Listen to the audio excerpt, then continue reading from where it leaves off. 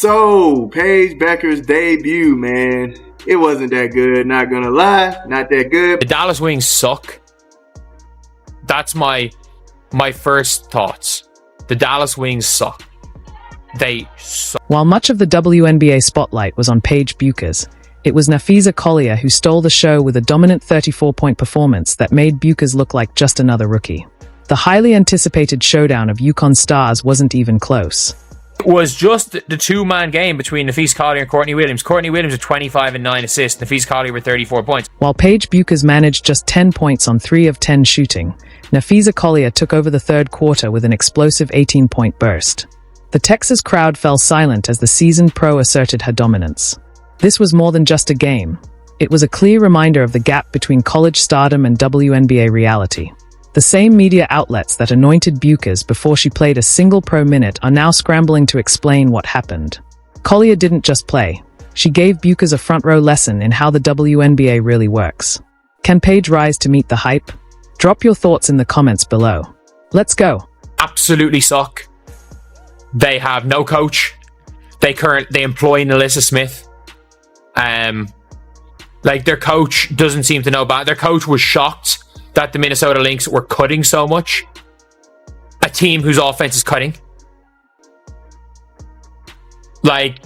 Again, they employ Napheesa Smith. That is an important statement to make. They employ Napheesa Smith. Surrounding Paige Bueckers ahead of her WNBA debut was unlike anything the Dallas Wings had witnessed in years. Media outlets were relentless, flooding the airwaves with highlights from her UConn days, while basketball analysts confidently projected her as an instant star. And all of it came before she even stepped on the court for her first professional possession. Paige Bueckers is coming in, and she's going to be a driving force. Clark is going against Paige and Dejanay. ESPN today, they were talking about Paige. One of them says, I think Paige will be a good player this year, but I'm not expecting a Caitlin-like impact, and that's an unfair bar to set. Dallas Wings using the promo poster of Paige Bueckers and Caitlin Clark to hype that game. Here's what's wild. The Dallas Wings sold merchandise in all 50 states and 23 countries, before Paige Bueckers even played a minute in the WNBA. For a franchise that's long struggled to grab national attention, this was unprecedented. Wings COO Lauren Turner couldn't contain her excitement, saying Bueckers brought more spotlight to the team than at any point in its 10-year history. From day one, the organization went all in on Paige as their franchise savior. The College Park Center in Arlington was packed with 7,000 fans who paid premium prices to witness what many believed was the start of something historic. Lines wrapped around the arena hours before tip-off. Fans wore brand new Bueckers jerseys, and local news crews captured kids gushing about their new favorite player, before she had even played a single professional possession. People are saying, oh, everything is she was Caitlin before Caitlin, she's better than Caitlin, all this stuff. That kind of stopped in the media. Caitlin Clark put up better numbers in the WNBA than Paige did in college. Amid all the excitement, one crucial detail went largely unnoticed. The Dallas Wings all but sidelined their other talented players in their marketing campaign. Team graphics, social media posts, and game promotions placed Paige Bueckers front and center, pushing proven WNBA veterans into the background. The message was loud and clear. This was Paige's team now. The weight of expectation on her shoulders was immense before she ever stepped onto the court. ESPN analysts predicted she'd drop 18 to 20 points in her debut. One commentator even claimed she'd instantly rank among the league's top guards. Across podcasts and media outlets, the question wasn't if she'd win Rookie of the Year. It was whether she could contend for all WNBA honors in her first season. The expectations weren't just high, they were wildly unrealistic.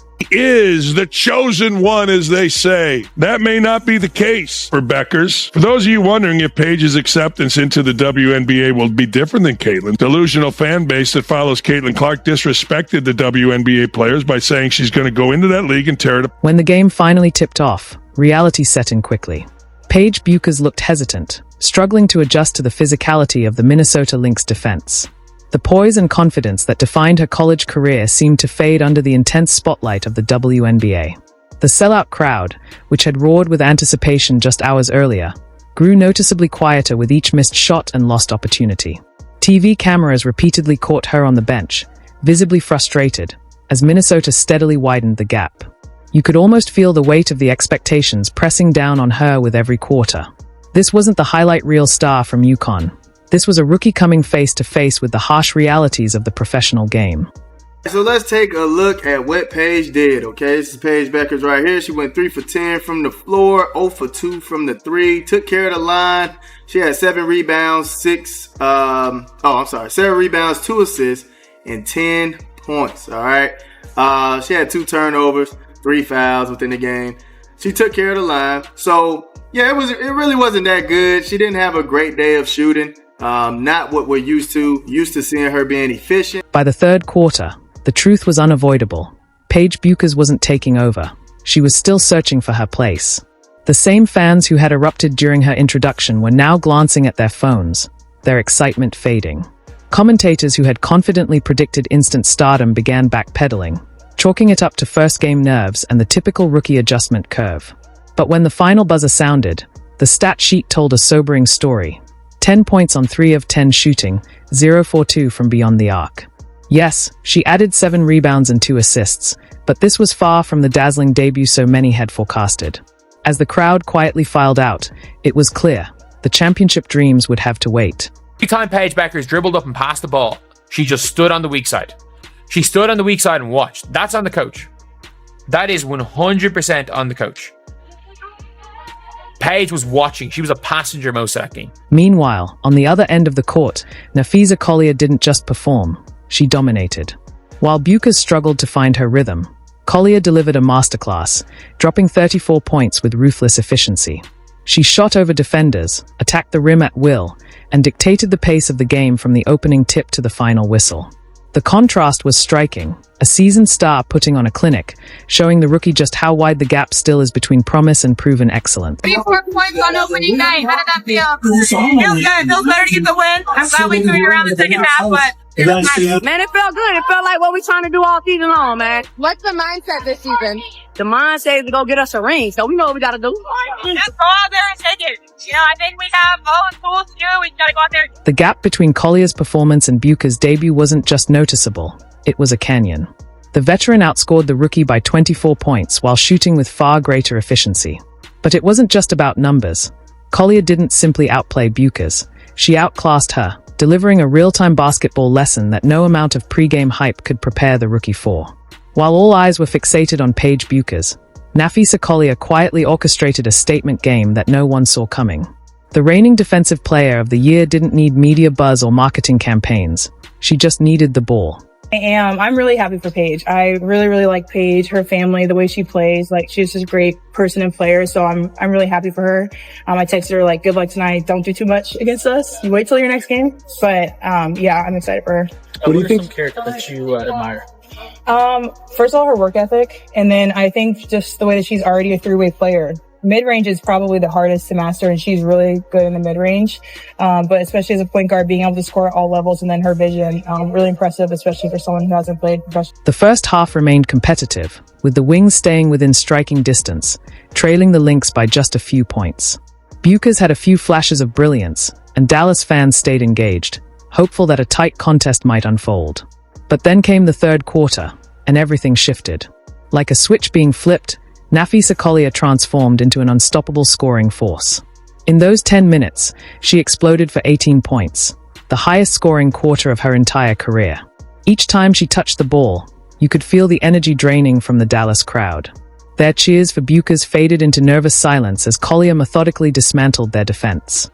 The Collier game is so smooth. Like, I'm literally on threads and we just talking about it in real time. It's like, bro, you don't even realize at that time, I believe she had like 24, 26. And it was just, it's so easy and it flow in sync in the game where it's not like, but even with Courtney Williams, it's like, it's big plays. It's like, and then it's a big shot. Where feed game is just so smooth. It's come off a pick and roll. Oh, she open. She take the person off the dribble. She in the corner for a 3. She at the top of the key for a 3.